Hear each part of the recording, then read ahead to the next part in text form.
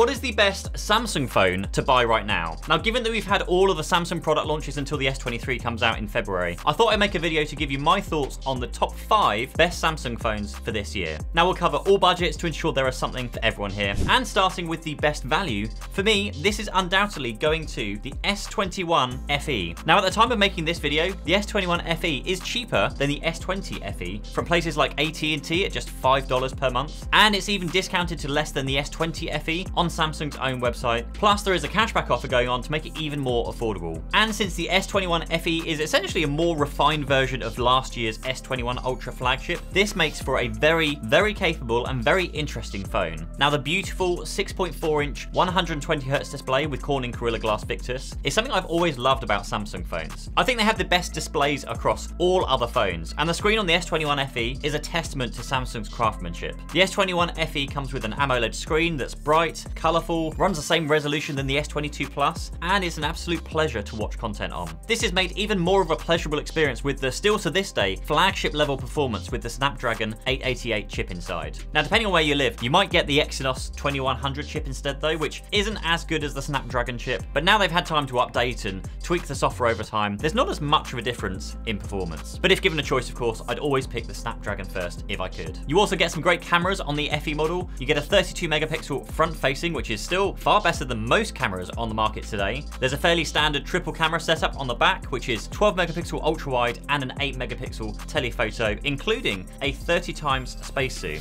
But as we all know, when it comes to Samsung and cameras, they are some of the best that you can get. Autofocus and optical image stabilization are baked in to get you some decent shots in all conditions, and you can shoot up to 60 FPS in 4K, or their crazy 960 FPS in high definition, though you do need seriously good lighting to stop the image disintegrating into a pixelated mess when shooting at 960 FPS. You get other standard features like fast wireless and wide charging, IP68 water protection, a really solid battery life, and reverse wireless charging. And all in all, the S21 FE is taking on everything we came to love from the S21 series of phones and puts it into one fantastic device. Up next is what I believe to be almost the best flagship foldable phone of the year. Introducing the Samsung Galaxy Fold 4. Now, this is so close to being the flagship of all flagship in my eyes. Snapdragon 8 Gen 1, 120Hz on both screens, and it's even IPX8 rated, so you can fully submerge and drop this one into water, more to cover you from accidents rather than,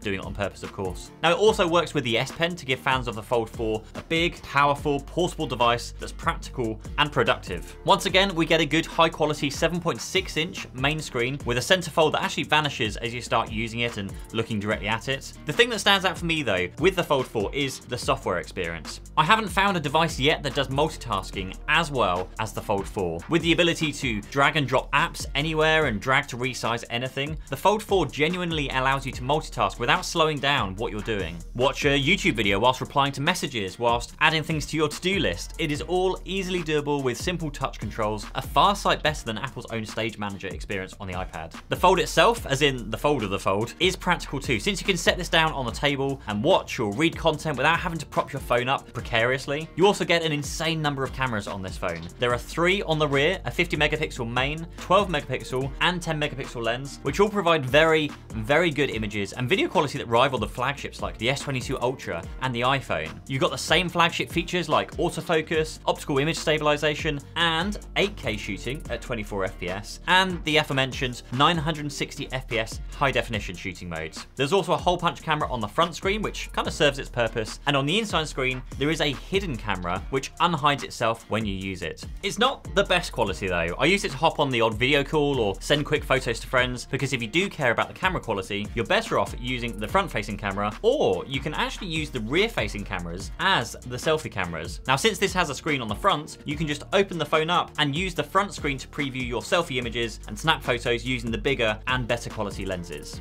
If the Fold 4 is too big, but you're still interested in a foldable phone, then another foldable phone worth paying attention to is, of course, the Flip 4. Often compared to a compact mirror by many of my friends, the Flip 4 takes a different approach to the Fold 4, but again, still with some fantastic specs and features. The first feature is that Samsung allows you to customize the appearance of your Flip 4. Start with choosing the frame of your color from gold, silver, or black, then change the color of the top and bottom pieces independently, with a wider range of colors from purple, yellow, white, navy, khaki, and red. options to truly personalize the device to fit with your own aesthetic. But aesthetic aside, the Flip 4 still comes with the Snapdragon 8 Gen 1 processor with 8GB of RAM and either 128, 256 or 512GB of storage. There is no expandable storage though. Of note with the Flip 4 is this front-facing screen, which provides some genuinely useful information. Quickly see the time, notifications, music controls, and your calendar for the day without having to open your whole phone up. So if you're the kind of person who checks their phone for notifications and then wakes up 2 hours later in a TikTok hole, this can be quite a great way to stay on top without getting sucked into other apps. In the camera department, you have a front-facing 10-megapixel camera and dual 12-megapixel rear-facing cameras, providing a well-rounded experience when taking photos and videos. You still get autofocus and optical image stabilization and can shoot 4K videos up to 60 FPS and up to 960 FPS in HD again. But again, you'll need a lot of light to make sure these high frame rate videos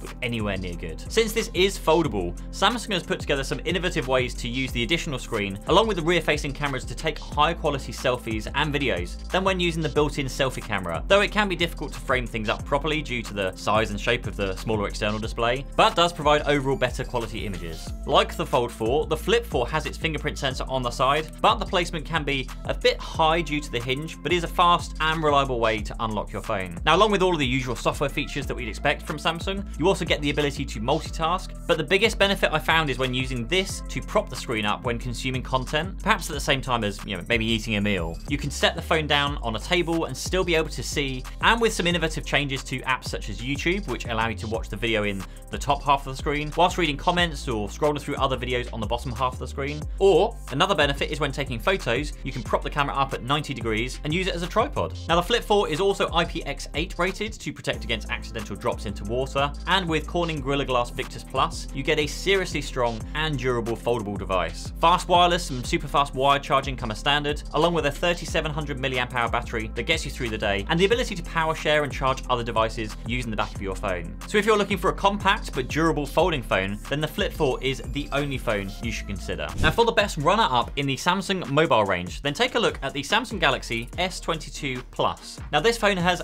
almost everything that the flagship S22 Ultra has, and is technically a flagship in its own right. With a 6.6-inch screen and slightly sharper edges, this phone does sit quite comfortably in your hand, but can sometimes get a little bit uncomfortable for some. We've got Gorilla Glass Victus Plus on both front and back, which means that this phone has excellent protection from day-to-day use. Now, we've also got a 45,000 mAh battery, provides a solid all-day battery life, even with that beautiful, bright 120Hz display, which can ramp down to 48Hz to save battery life, and uses the Snapdragon 8 Gen 1 or Exynos 2200 processor, depending on which country you purchase from. There's more good news regarding cameras with a 12-megapixel ultra-wide, 50-megapixel main, and 10-megapixel 3x telephoto, which all provide fantastic image quality across everything they shoot, including crazy high-quality video at 8K and 24 FPS. There is also a 10-megapixel selfie camera, which shoots some pretty respectable selfies. And like the other devices, we have features such as 45-watt wired charging, fast wireless charging, reverse wireless charging, and 1750 nits peak brightness, which matches the flagship S22 Ultra.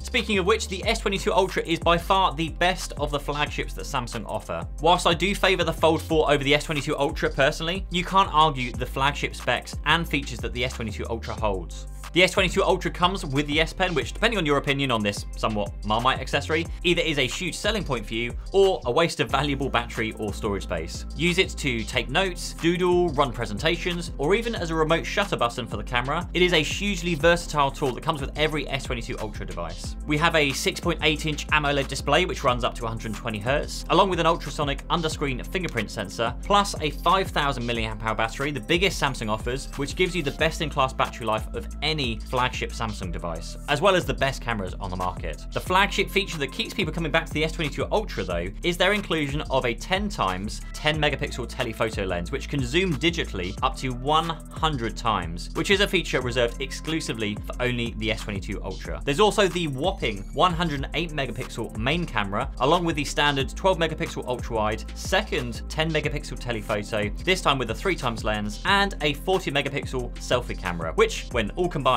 makes the S22 Ultra one of the most versatile phones on the market for both photo and video. That is everything for this video. I'll also do my best to include links to any good discounts I can find on Samsung's website, so check those out down below. Subscribe to the channel for more, and next up, check out this video where I compare the cameras on the S22 Ultra with the Pixel 7 Pro and the iPhone 14 Pro Max, and I'll see you in the next one. Bye bye.